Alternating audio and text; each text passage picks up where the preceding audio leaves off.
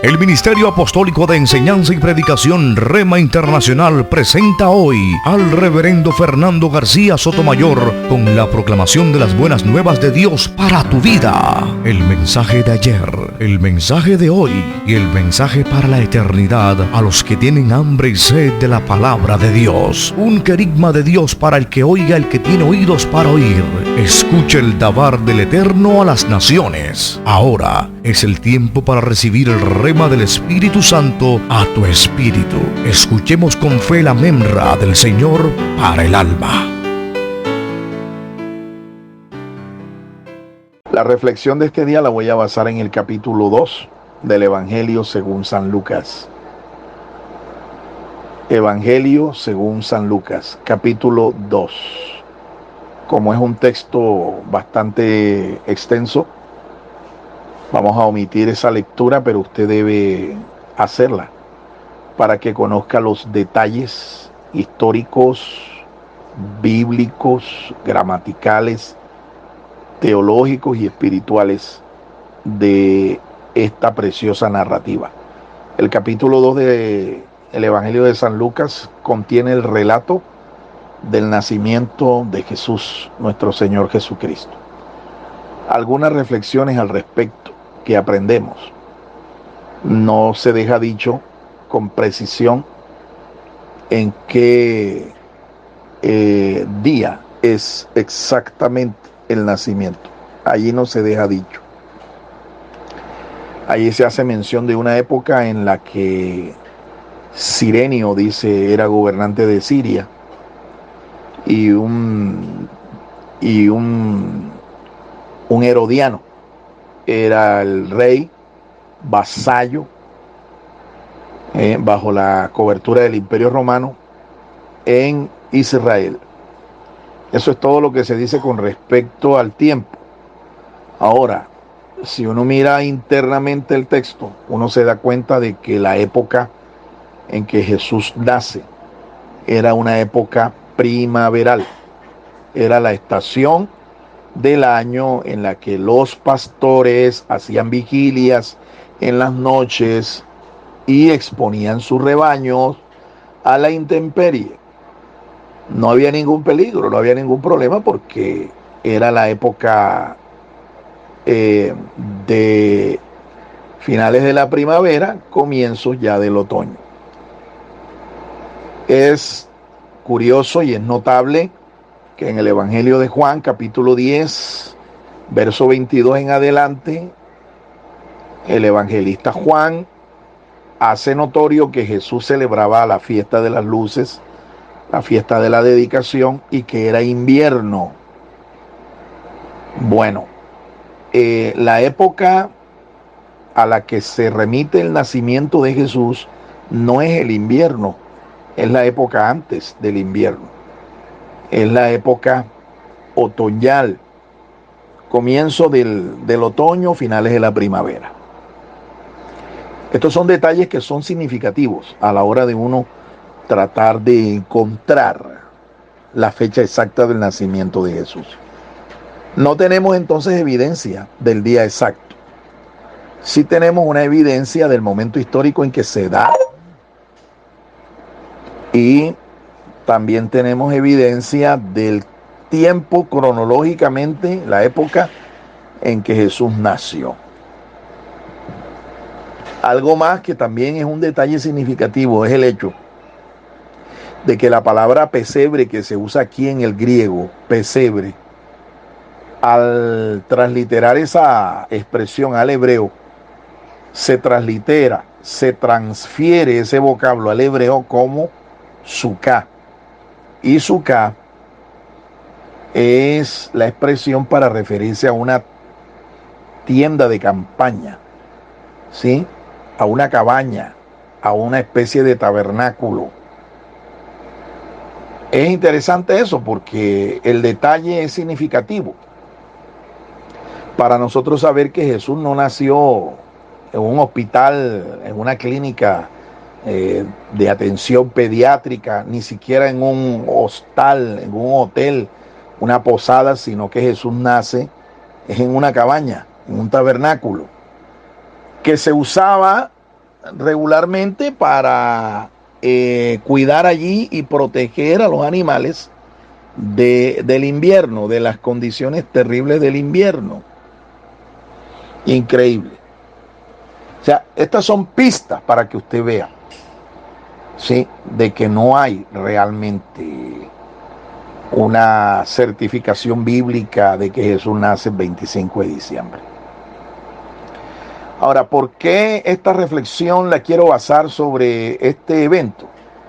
Es muy sencillo, ¿no? El mundo ahora se enfoca en la celebración del nacimiento de Jesús, supuestamente el 25 de diciembre.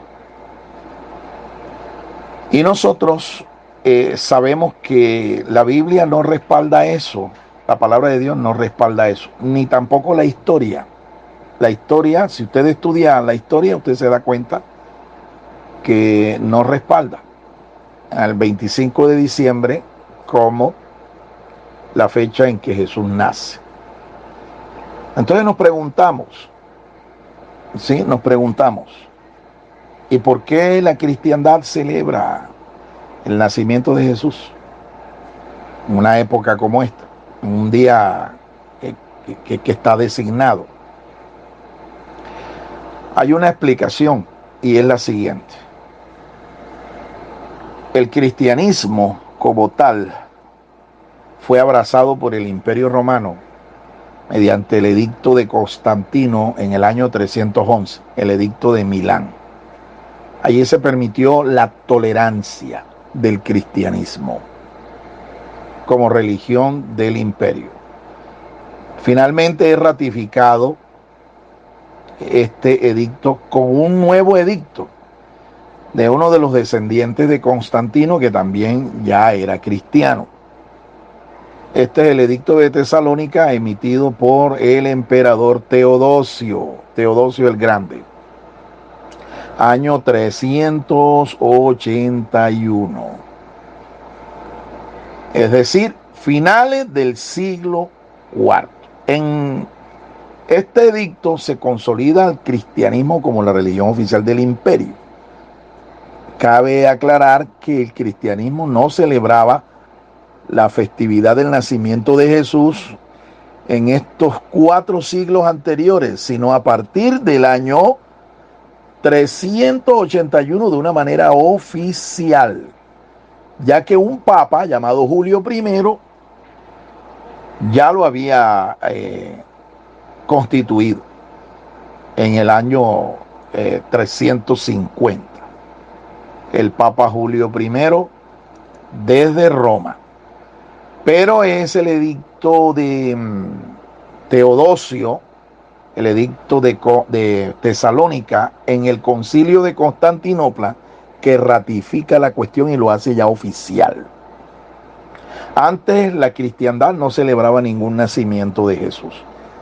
Es que la iglesia es judeo-cristiana y para el judío era más importante el día en que moría que el día en que nacía. Estas son evidencias, estas son pistas para que teológicamente vayas entendiendo el asunto, o lo entendamos y podamos transmitirle al pueblo esto.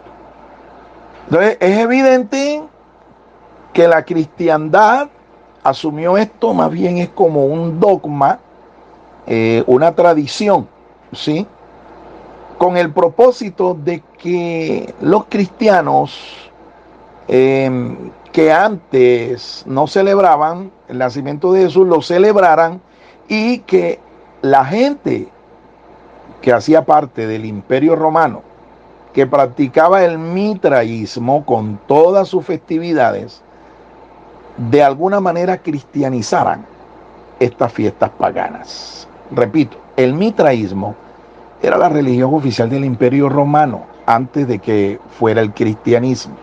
Y en el mitraísmo habían por lo menos 4 fiestas, todas de origen pagano, todas de origen oscuro. 4 festividades. ¿Cuáles eran?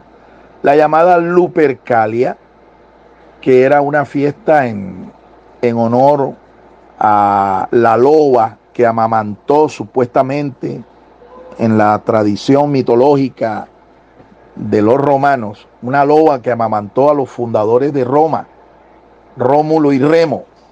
Ellos adoraban a esa loba. Y la fiesta se llamaba la Lupercalia. Otra festividad propia del mitraísmo, las llamadas Saturnalias. Las Saturnalias, fiesta que se celebraba en esta época, desde el 17 hasta el 24 de diciembre, y eran realmente en honor a Saturno, el dios de la fertilidad, el dios de la agricultura, el dios de la prosperidad, en el mitraísmo. ¿Entiende usted? Entonces, esto era pagano, ¿ve? Y se practicaba. El propósito del concilio de Constantinopla y del cristianismo fue cristianizar estas fiestas paganas. Entre ellas la Saturnalia, que era acompañada de bebidas en exceso y de conductas sexuales desbordadas. Había otra fiesta que era las bacanales que se hacían en esta época también, del 25 de diciembre en adelante, hasta el fin del año.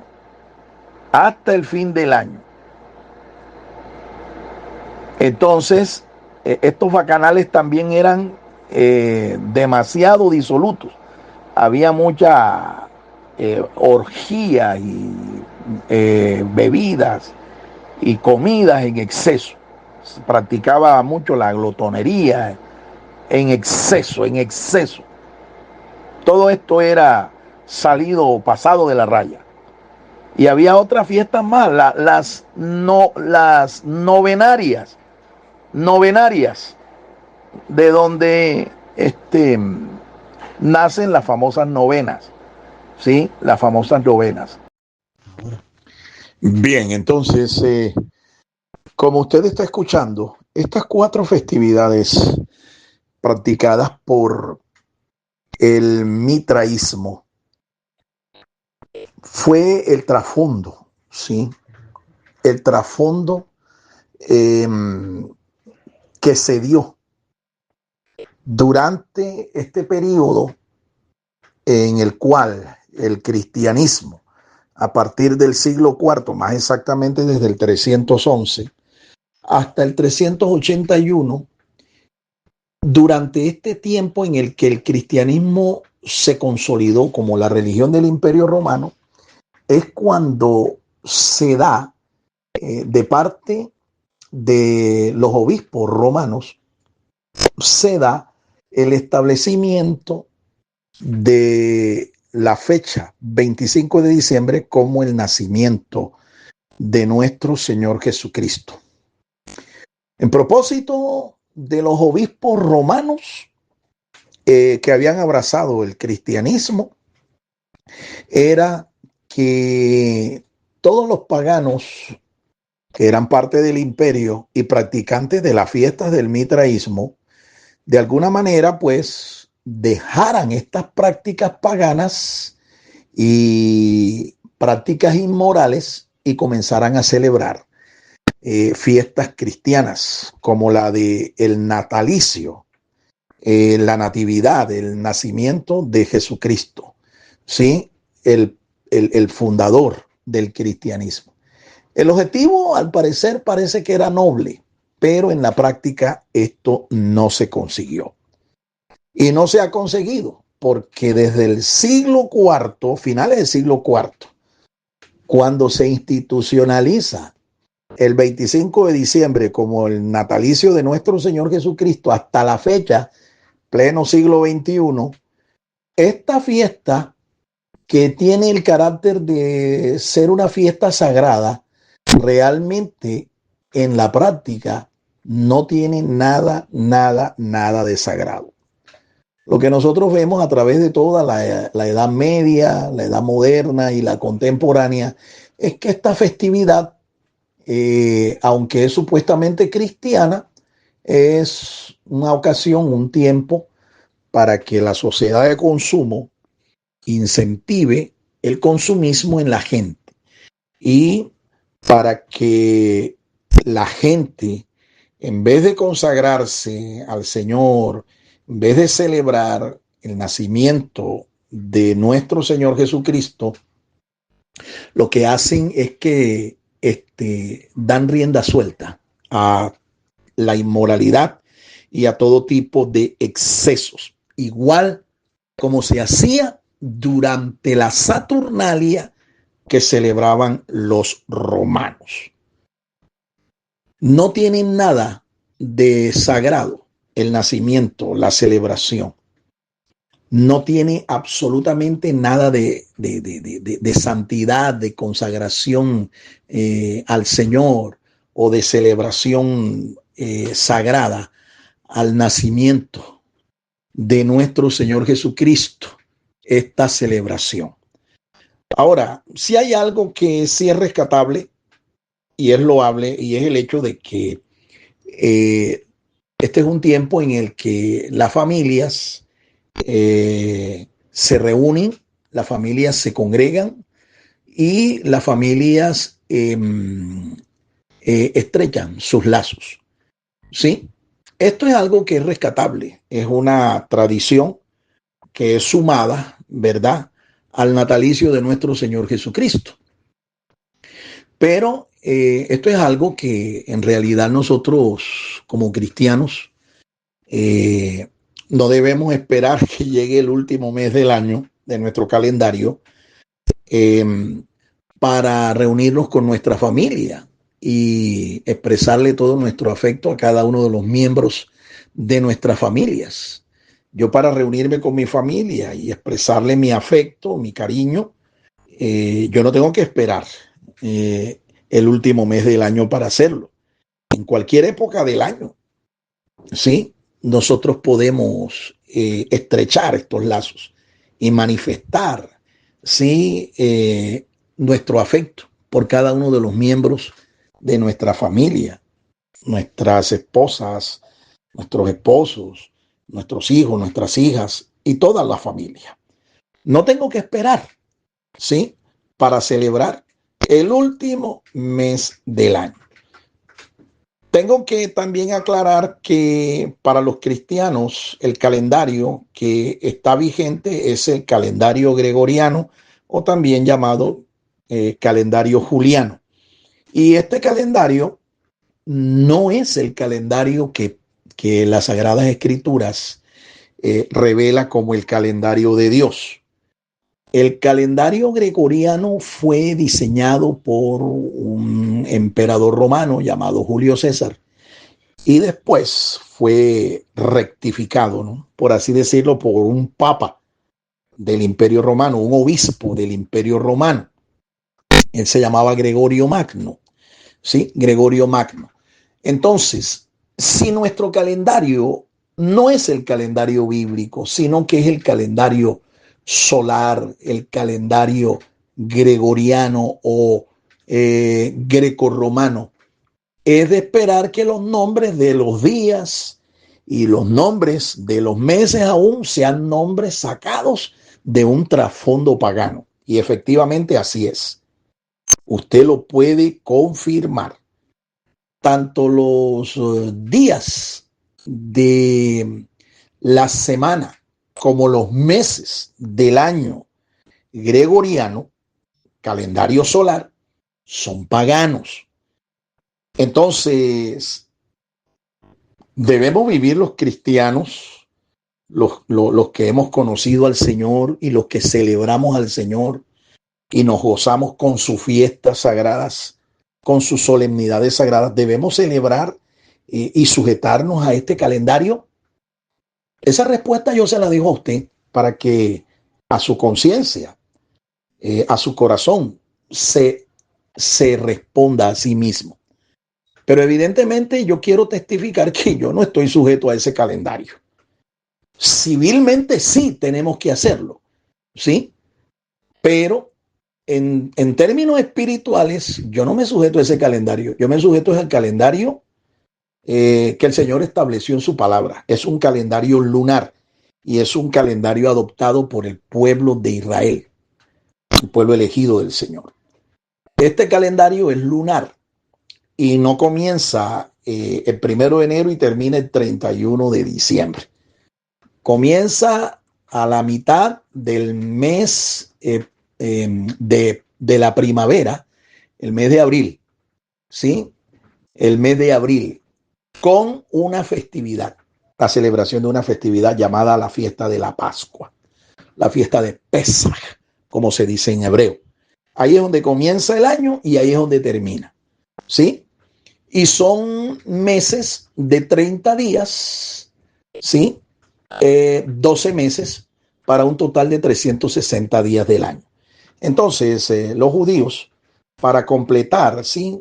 El tiempo que resta de cada año, ¿sí? Es decir, los 5 días solares que nosotros tenemos, a diferencia del calendario de ellos que tiene 360 días. ¿Qué hacen ellos? Bueno, ellos cada tiempo, ellos reúnen, van sumando, van acumulando y le añaden un mes decimotercero, ¿sí? Pero eso es cuando se ha acumulado, ¿verdad? La fracción de días que queda hasta completar 30. Y entonces hay años que no tienen 12 meses en el calendario lunar, calendario bíblico, ¿sí? Sino 13 meses. Es curioso también que cuando tú lees la palabra de Dios y la estudias, te das cuenta que los días tampoco empiezan como en nuestro sistema cronológico, el sistema de nuestro tiempo, no comienzan a las 12 de la noche, sino que los días comienzan en el calendario del Señor, calendario bíblico, comienzan es a la caída del día, 6 de la tarde. Así dice la palabra de Dios en el capítulo 1 del libro de Génesis. Los días comienzan a la caída del sol, 6 de la tarde más o menos, y el día inicia allí, inicia y termina, ¿sí? Así dice la palabra de Dios, confírmelo, vaya a la Biblia. En el calendario que el pueblo del Señor tiene, calendario bíblico, entonces hay una diferencia, ¿sí? Hay una diferencia con el calendario grecorromano, calendario que nosotros tenemos, calendario gregoriano. ¿Por qué? Porque ellos tampoco reconocen que Yeshua, Jesús de Nazaret, es el Mesías. Así es que ellos le llaman a esta era, la era del cristianismo, le llaman la era común, ¿sí? Nosotros le llamamos el año del Señor, o sea, el tiempo de la cristiandad, el tiempo de la cristiandad, la era cristiana, ¿sí? Y de esa era cristiana van hasta la fecha, van 2025 años. Cabe anotar aquí que el calendario que usa el pueblo hebreo no va por el año 2025, ¿sí? Es el año 5000 a la fecha, 5785. 5785. Hay una diferencia debido al hecho de que ellos no reconocen a Jesús de Nazaret como el Mesías. Así que ellos comienzan su cronología de tiempo. La comienzan es con el llamamiento de Abraham, ¿sí? Y de allí contabilizan hasta el nacimiento de Cristo, 4000 años. Y del nacimiento de Cristo a nuestros días, pues 2025 años aproximadamente. ¿Por qué digo aproximadamente? Porque el calendario gregoriano tiene un error cronológico de 6 años. Hay un error cronológico de 6 años. Es decir, la era cristiana no comienza en el año 0, ¿sí? Como nosotros lo calculamos y como lo conocemos en el día de hoy. Comienza 6 años antes. Jesús nace 6 años antes de la era cristiana. Entonces, estos son datos históricos para demostrarle a usted que nuestro Señor realmente no nació en la época, en el día en que el cristianismo católico romano lo estableció. Entonces la pregunta es, ¿y cuándo fue que nació entonces el Señor? ¿Cuándo nace? Bueno, según un análisis objetivo de las Escrituras, haciendo una exégesis sana de las Escrituras, lo más probable, lo más seguro es que nuestro Señor haya nacido para una época otoñal en la que el pueblo de Israel celebra la fiesta de los tabernáculos. Esto es lo que nosotros podemos llegar a entender y a descubrir. Él no nace para una época invernal, él nace para una época otoñal, tiempo en el que se celebra la llamada fiesta de los tabernáculos o fiesta de las cabañas.